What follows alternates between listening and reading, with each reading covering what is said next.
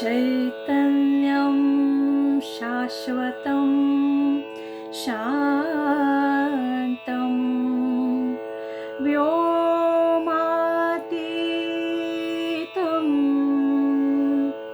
निरञ्जनं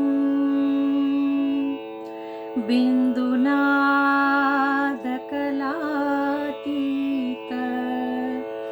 तस्मै श्री गुरवे नमः।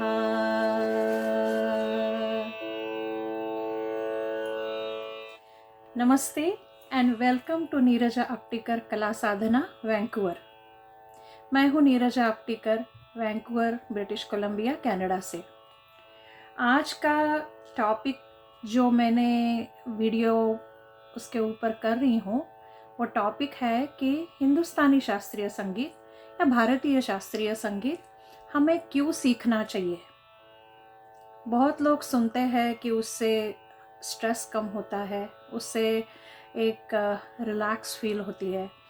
तो उसके पीछे क्या है कि भारतीय शास्त्रीय संगीत में क्या महत्वपूर्ण ऐसी चीज़ें हैं कि जिससे आपका मन, तन, आपका दिमाग वो सभी शांत हो जाता है। तो इसलिए मैं आज का जो वीडियो बना रही हूँ उसका टॉपिक है Indian classical music and stress management. और भी कोई क्वेश्चंस पूछे गए मुझे कि ये भारतीय शास्त्रीय संगीत कौन सी एज में आप सीख सकते हैं। तो मैं एक एक करके सभी क्वेश्चंस का उत्तर देने की कोशिश करती हूँ। अपना जो भारतीय शास्त्रीय संगीत है वो दो प्रकार का शास्त्रीय संगीत है। एक है हिंदुस्तानी शास्त्रीय संगीत और दूसरा है कर्नाटिक शास्त्रीय संगीत। एक जो है वो उत्तर भारतीय है और दूसरा जो है वो दक्षिण भारत से आया हुआ। तो संगीत क्या है ये जब हम जानने की कोशिश करते हैं तो संगीत में सिर्फ गाना या सिर्फ बजाना वो संगीत नहीं है।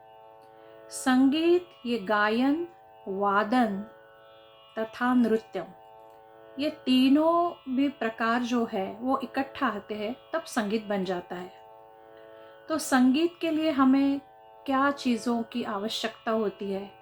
जब गायन की बात करते हैं हम लोग तब अपना जो आवाज़ है, अपना गला है, जो स्वर यंत्र है, यही एक लाइव इंस्ट्रूमेंट है। दूसरी चीज़ है जब वाद्यों की बात करते हैं, वादन की, तो हमें उसके लिए कोई वाद्य, जो वाद्य है सितारे, फ्लूट है, हारमोनियम है, ताल वाद्य हम देखो तो तबला है, मृदंगम है, पखावज है, ढोलक है। बहुत सारे वाद्य है। तंतु वाद्य भी हमने लिया तो संतूर है, सरोद है। बहुत सारे इंस्ट्रूमेंट्स इंडियन क्लासिकल म्यूज़िक में हम बजा सकते हैं। और नृत्य जो है तो नृत्य करने के लिए हमें गायन एंड वादन ये दोनों का भी ज्ञान होना बहुत ज़रूरी होता है। फिर उसकी जो तालीम है ये आइदर कथक में दी जाती है, मैं शास्त्रीय नृत्य की बात कर रही हूँ जो उत्तर भारतीय परंपरा है, और जो दक्षिण भारतीय है उसमें हम भरतनाट्यम देखते हैं। उड़ीसी नृत्य है जो उड़ीसा से है। तो बहुत सारे संगीत के प्रकार हमारे भारतीय शास्त्रीय संगीत में है। और ये शास्त्रीय संगीत जैसे मैंने बोला कि गायन, वादन, नृत्य ये तीनों का बनता है। बट अभी मैं आज आपसे बात करूँगी हिंदुस्तानी शास्त्रीय संगीत पे, क्योंकि मैं वो बचपन से सीखते आई हूँ और अभी भी सीख रही हूँ। तो जो हिंदुस्तानी शास्त्रीय संगीत है उसकी परंपरा और ये जो संगीत है वो हजारों साल से आई हुई है।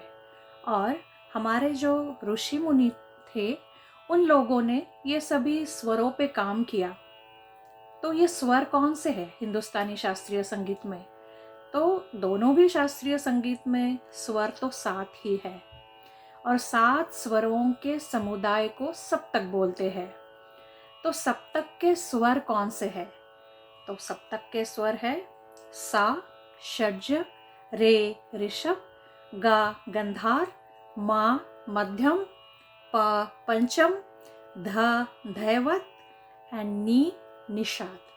तो ये हो गए 7 स्वर। अभी ये 7 स्वरों में कोई जो स्वर है वो अपनी जगह से बिल्कुल हिलते नहीं, वो जैसे के जैसे रहते हैं, उनको अचल स्वर बोलते हैं। वो है सा और पा। बाकी के नोट हम देखते हैं, बाकी के स्वर देखते हैं तो रे, गा, ध एंड नी, ये स्वर अपनी जगह छोड़ के थोड़े से नीचे आ सकते हैं, तो उनको हम लोग कोमल स्वर बोलते हैं। तो रे ग ध नी कोमल हो सकते हैं। और जो माँ ये स्वर है, ये माँ स्वर है, वो अपनी जगह से थोड़ा ऊंचा जाता है कभी, तो उसको हम तीव्र स्वर बोलते हैं। तो अपने 7 शुद्ध स्वर और बाकी के सभी जो स्वर विकृत जिनको बोलते हैं अपनी जगह छोड़ के थोड़े अलग हो जाते, वो जो स्वर है वो 4 कोमल स्वर रे ग ध नी एंड मा कैन बिकम तीव्र, तो वो 5। सो सभी गिन के 12 नोट्स होते हैं अपने हिंदुस्तानी शास्त्रीय संगीत में। अभी ये स्वरों का क्या महत्व है कि ये स्वरों का जब समुदाय इकट्ठा आके उनसे बहुत सारे रागों का निर्माण किया जाता है। 10 थाटों पे आधारित ये सभी राग है। तो जैसे हमने बात की कि सा रे गा मा पा ध नी, तो ये सब स्वरों को अपनी एक उनकी पूरी पर्सनालिटी है, उनकी अपनी ही एक जगह है, उनकी अपनी एक अपना स्वभाव है। जो स्वभाव जब हम कोई राग सुनते हैं, कोई गाना सुनते हैं, तभी वो हम उसकी जो निर्माण की गई जो फीलिंग है, उसकी जो भावना है, उनसे हमारी भावना भी जुड़ जाती है। और ये जो राग है, जो हर एक राग का अपना एक मूड है, अपना एक समय है, वो उसे ध्यान में लेके हम अपनी जो खुद की भावना है वो पहचान सकते हैं या वो भावना एक्सप्रेस कर सकते हैं। इसलिए मैं महत्वपूर्ण इसलिए बोल रही हूँ कि सा रे गा मा पा ध नी, ये प्रत्येक स्वर को अपनी एक भावना या रस है। सा की भावना है शांति की, रे की भावना है जिसको बोलते हैं हम लोग वंडर या आश्चर्य की। देन गा की भावना है, उसमें गुस्सा है। माँ की भावना है, उसमें माया, ममता, प्यार की भावना है, जैसे मदर एंड बच्चे की होती है वैसे। फिर पा की भावना है, वो एक प्यारी है बट वो इरोटिक लव उसमें आता है। ध की भावना है, वो पूरी भावना जो है वो भीति की भावना है। नी की भावना है, वो है कंपैशन, काइंडनेस, करुणा, दया।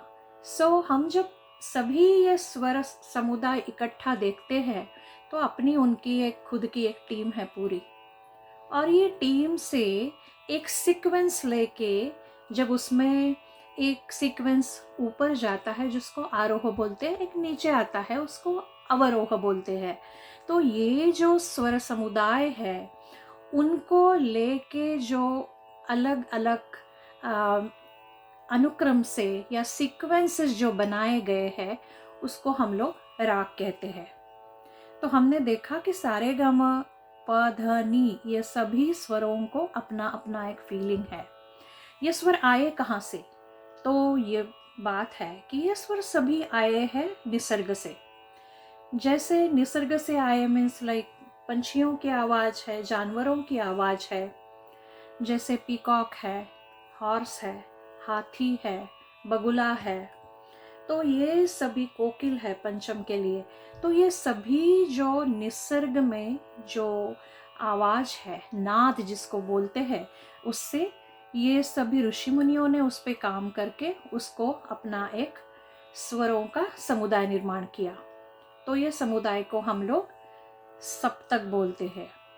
तो ये थी बहुत बहुत एक छोटी सी जिसको बोलते हैं इंफॉर्मेशन, बहुत बेसिक इन्फॉर्मेशन है ये, कि हमारी इमोशन और हमारा जो हेल्थ है उसकी रिलेशन हम सभी जानते हैं, कि हमारी जो भावना है वो हमें जन्मजात मिलती है। ये जो भावना है वो हमने हर एक टाइम पे, कई भावना हम व्यक्त कर सकते हैं, कई भावना व्यक्त करने में इतना इजी नहीं होती। लेकिन बात तो ये है कि जब हम इतनी भावनाएं व्यक्त करते हैं तो कोई भावना व्यक्त करते हैं तो एक्सेप्ट होती है। जैसे प्यार की भावना है, काइंडनेस है, या कोई बहुत खुशी की भावना है।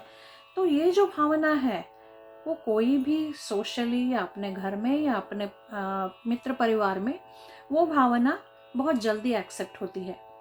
बट कोई भावना जो होती है उसमें कंप्लेंट है, उसमें कुछ दुख की बात है, ये भावना हम हर बार जब एक्सप्रेस करते हैं तो हमें वो सामने वाला समझे, ऐसा नहीं होता।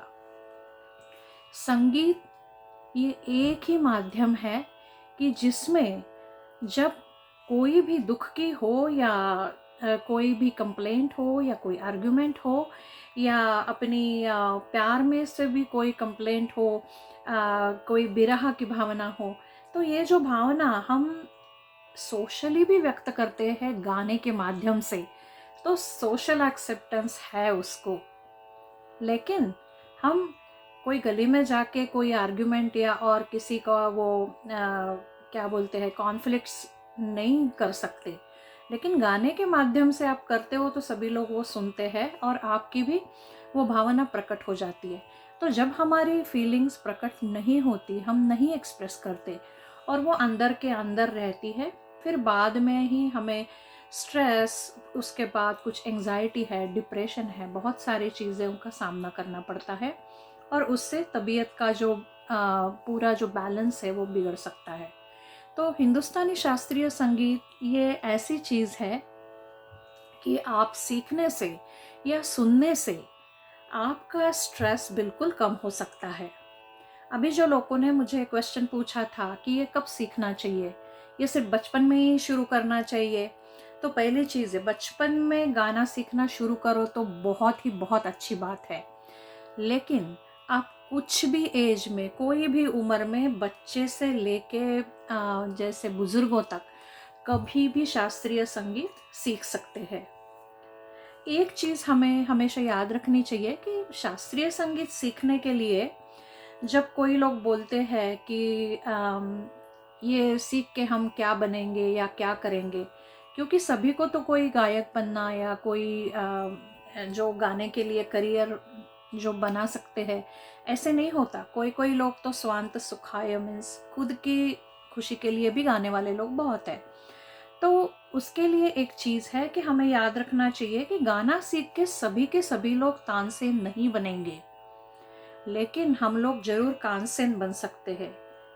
जो कलाकार लोग हैं तो एक अनुभव ऐसा रहता है कि जब अपने ऑडियंस में जब संगीत जानने वाले और जिसको ज्ञान है रागों का, अपने शास्त्रीय संगीत के जो प्रकार है उसका, तो उनके सामने जब कोई कलाकार गाते हैं तो उनको बहुत उत्साह आता है, क्योंकि वो जो कनेक्शन होता है कलाकार और रसिक जनों का, वो कनेक्शन होने के लिए एक प्रकार की लैंग्वेज जो होती है कि उनकी जो स्फूर्त दाद मिलती है या उनका वो उसमें जो पूरा इन्वॉल्वमेंट रहती है सुनने में और आगे जो गा रहे हैं, तो ये जो प्रोसेस है वो पूरी है इम्प्रोवाइजेशन, विस्तार से गाते हैं।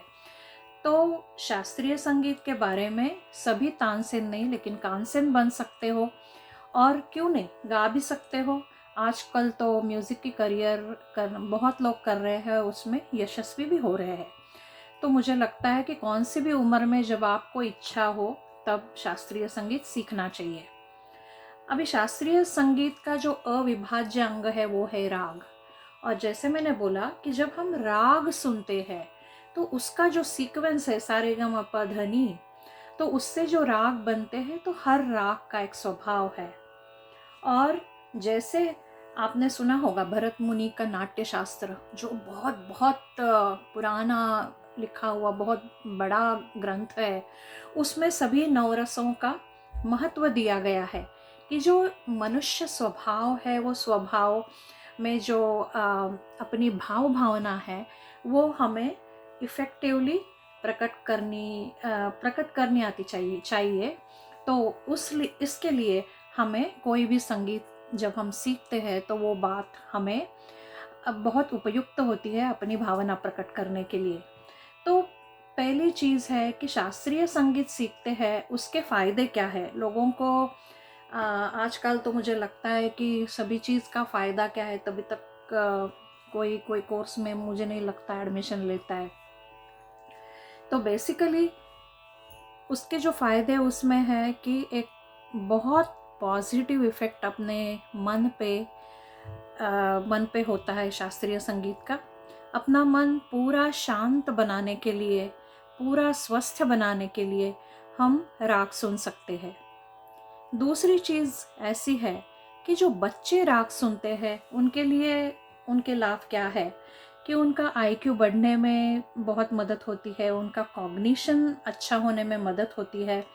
फिर बच्चों में एक प्रकार का जो रेस्टलेसनेस होता है, जो बच्चा तो बच्चा है बट फिर भी जो क्या बोलते हैं जिसमें क्रैंकी होना, तो जब गाना सुनते हैं तो ये रेस्टलेसनेस या क्रैंकीनेस कम होता है और एक प्रकार शांतता वो महसूस कर सकते हैं। उसके बजाय हम जब गाना गाते हैं तो ये स्वर, उसके किए हुए विस्तार, परम्यूटेशन कॉम्बिनेशंस, उसका जो लिरिक्स के साथ, वो लिरिक्स होगा हिंदी में या हिंदुस्तानी कोई लैंग्वेज में, ब्रज होगा, भोजपुरी होगा, जो भी बहुत सारे डायलेक्ट्स है हिंदी के उसमें होगा, या अपने जो लोकल नहीं बोलती हूँ मैं, प्रादेशिक लैंग्वेजेस है उसमें भी उसका बहुत सारा साहित्य है। तो जब बचपन से सीखते हैं तो अपना पूरा जो भाषा का शब्द है और पूरा जो अपनी वोकैबुलरी है, वो शब्द संग्रह बहुत बढ़ता है। एक बार वो शब्द संग्रह बढ़ता है, सो शब्द संग्रह बढ़ने से और वो पूरा उसका विचार करके जब वो विस्तार करके वो गाना मीन्स वो ख्याल हो सकता है, बंदिश हो सकती है, या शास्त्रीय संगीत के बहुत सारे उपप्रकार है, जैसे ठुमरी है, दादरा है, चैती है, सावनी है, होरी है, बारामासा है, पतझड़ है, गज़ल है, अभंग है, कीर्तन है, शबद है, लोक संगीत है। तो इतनी सारी वैरायटी उसमें है। तो ये संगीत सभी ने सीखना चाहिए। तो आपकी मेमोरी शार्प बनती है, शरीर का स्वस्थ होना शास्त्रीय संगीत से बहुत उपयुक्त होता है। फिर उसके बाद जो बच्चों में कभी कभी एपिलेप्सी की एक प्रॉब्लम होती है कोई बच्चों में, तो वो जो है उसका जो एक सीजर का अटैक रहता है उसकी इंटेंसिटी कम हो सकती है। तो बेसिकली ये सभी चीज़ें हैं वो अपने ब्रेन से रिलेटेड है। तो उसमें एक पॉजिटिव कनेक्टिविटी होती है। जो राग हम सुनते हैं, तो सुनना है तो सिर्फ वोकल नहीं, आप इंस्ट्रूमेंटल, फ्लूट है, सितार है, देन सरोद है, वायलिन है, कोई भी जो हमें अच्छा लगे तो वो कौन से संगीत पे भी सुन सकते हो। सुनना भी एक प्रकार की कला ही है, क्योंकि सुन के समझना जब होता है तो आप वो जब कोई भी राग सुनते रहते हैं तो आप पूरी दूसरी दुनिया में चले जाते हैं। उस टाइम हमारा सभी प्लान, सभी स्ट्रेस और कोई चिंता, ये सभी छोड़ के हम पूरे के पूरे उसमें डूबे हुए होते हैं। तो अपने दिमाग को बहुत एक प्रकार की विश्रांति मिलती है। दूसरी चीज़ ऐसी है कि जो लोगों में हाई ब्लड प्रेशर है, तो हाई ब्लड प्रेशर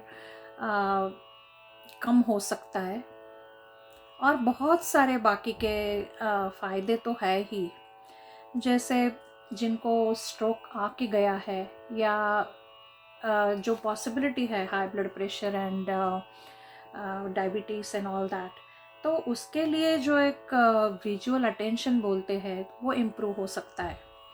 तो बेसिकली उसके फ़ायदे ही फ़ायदे हैं, जैसे एंग्जाइटी, डिप्रेशन या मूड डिसऑर्डर्स है। और भी मैं एग्ज़ाम्पल दे सकती हूँ कि जो बच्चों को और जिनको कोई स्पेशल नीड्स की ज़रूरत है, जैसे डाउन सिंड्रोम है, बाइपोलर डिसऑर्डर है या ऑटिज़म है। मेरे संगीत स्कूल में ऐसे बहुत सारे बच्चे और इवन एडल्ट है कि उनको ये कोई मेंटल बीमारियां है, बट धीरे धीरे वो जब सीखने लगे या वो खुद भी कोई गाने लगे, तो उनमें जो स्ट्रेस था या जो उसकी जो तीव्रता थी, जो तकलीफ उन्हें होती है, वो धीरे धीरे धीरे धीरे कम होने लगी।